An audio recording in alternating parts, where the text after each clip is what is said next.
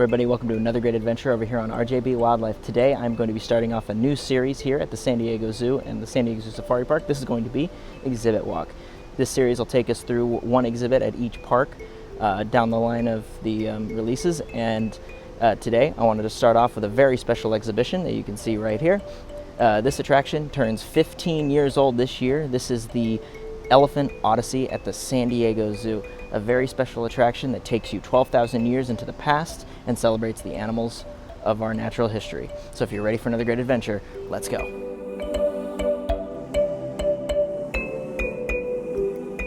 So as you enter Elephant Odyssey, the main entrance to this place is going to be the fossil portal.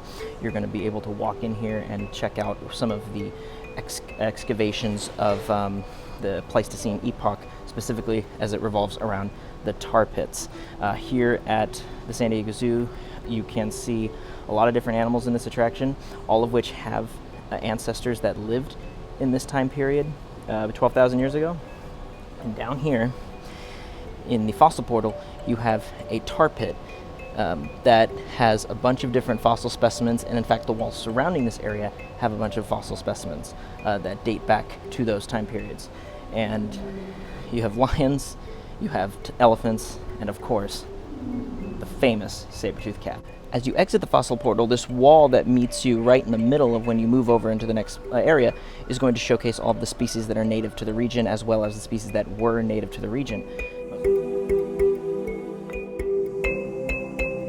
When you turn the corner, you're going to meet up in the Mammoth Plaza. This is going to be an area that has a bunch of depictions of the megafauna that used to roam Southern California 12,000 years ago. Mainly, you're welcomed with this guy. This is a Columbian mammoth, which is going to be one of the larger of the mammoth species that we know of. And this bull right here is actually in confrontation with this American lion right here. And right across from the American lion is going to be their modern day counterpart, the African lion.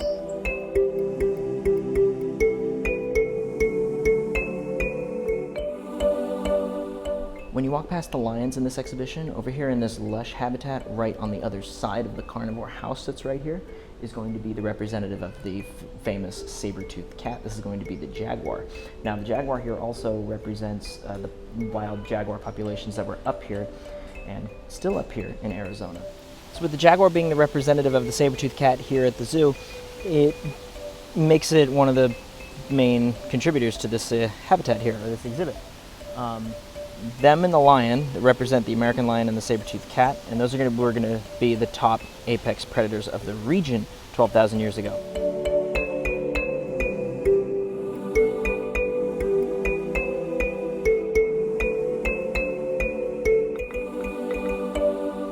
Over next to them in this very small habitat used to be home to the relative of this guy. This is the Jefferson ground sloth. Now, what was in here was a two-toed sloth. Now you're probably wondering, that is the relative of this giant sloth here. But right now they don't have sloths in here. They're going to be over at the base camp as some of the educational animals. But these little antelopes are back there. And I believe they recently had a baby. In fact, there's one right here. And these guys are going to be the smallest antelope species in the world. This is going to be called the dik-dik, native to Africa, very tiny antelope, and they love to hide in little lush bush shrub regions, as well as rock outcroppings called kopis.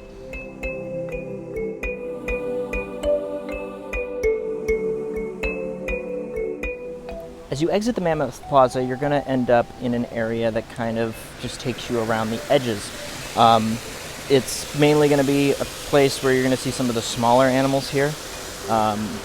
Specifically right across from the jaguars, which are right behind me, you're going to have a habitat for the Baird's tapir and capybaras. And right now here at the park, there are 3 newborn capybaras. And they're right over there with mom. I'll see if I can get a shot for you.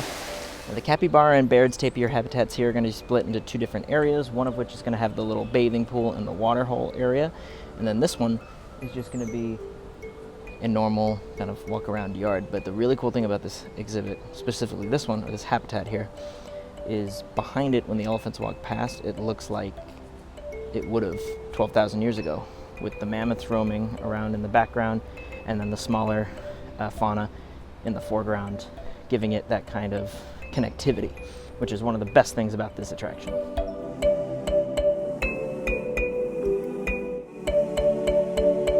One of the revolutionary forms of enrichment they found for this habitat is going to be the structure right behind me. This is going to be a utility. What it essentially is supposed to emulate is a tree out in the wide open plains. But it is also meant to be elephant-proof, because these things are natural bulldozers. They will absolutely destroy trees. So they thought up of this idea in order to create a natural-looking form of enrichment and a structure, while also not having to replace natural foliage every single day. In this section, you're kind of walking along the bus route, and the bus does take you around here, but you're also walking past the main building here. This is going to be the Elephant Care Center. This gigantic building is going to be dedicated to the care of these elephants. And as you walk under the Elephant Bridge, which is right above the theater area here, you're going to be able to get to where the restaurant is right here. This is the Sabertooth Mexican Grill. Now, scattered throughout this exhibition, there are going to be the different depictions of the megafauna that used to roam Southern California.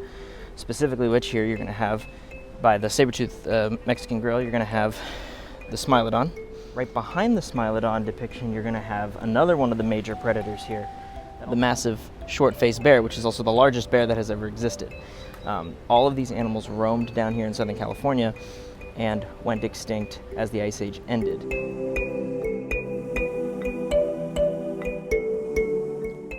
Prowling over here next to the dromedary camel habitat is going to be a depiction of the American cheetah, or the Myricin onyx. This was going to be a bigger cat that was about the size of a mountain lion that roamed around the plains of North America. In this section of Elephant Odyssey, you're going to start to see more of the domesticated and some of the actual conservation story that goes on here. Here in this exhibition, the dromedary camel is going to be representative of the western camel, the extinct western camel that used to roam this region.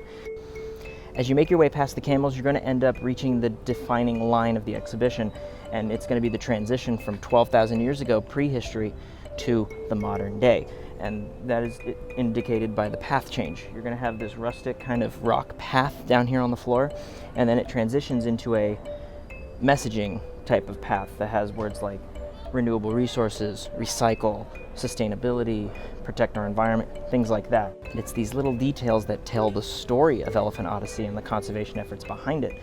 Now, the big thing that occurred in the Pleistocene epoch and why a lot of the megafauna went extinct was because of human beings, the evolution of human beings. And as a result of that, these three pillars kind of indicate what is going on in the environment. One of them is going to be industry and kind of fossil fuels. The other one's going to be somewhat similar, but it's going to be recycling, trash, just pollution in general. And then the next one's going to be water usage. A lot of these things are affecting the environment right now, and it's supposed to be a sustainability message for conservation here.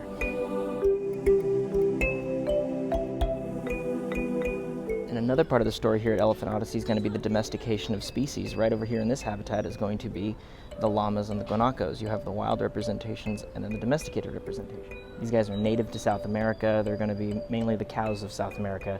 And then right across from them, you have a big terrarium for 3 species of rattlesnakes and a beaded lizard. And then across from them, you're going to have one of the crown jewels of conservation, the California condor. And it's this bird right here that gave this organization its claim to fame. This bird was down to 22 total individuals left in the wild at one point, and because of the conservation efforts of the San Diego Zoo Wildlife Alliance and other institutions around the country and around the globe, they've rebounded to 500 plus individuals.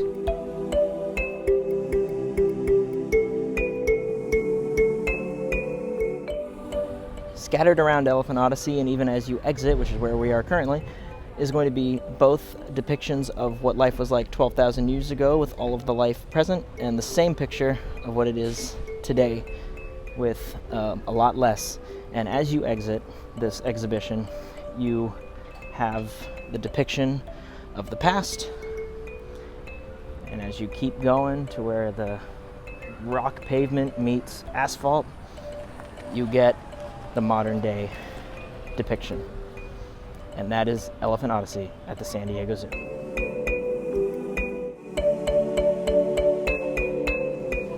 That's going to do it for today. If you had fun on this adventure, please consider hitting the like button. And if you would like to tag along with me on future adventures, please consider hitting the subscribe button and hitting that notification bell. That way, you're notified of new content.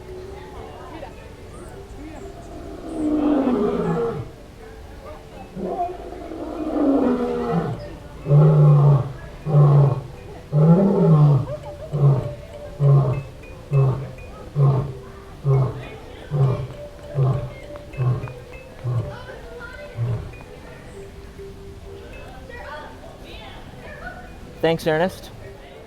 And until next time, I hope to see you all again on the next adventure of RJB Wildlife.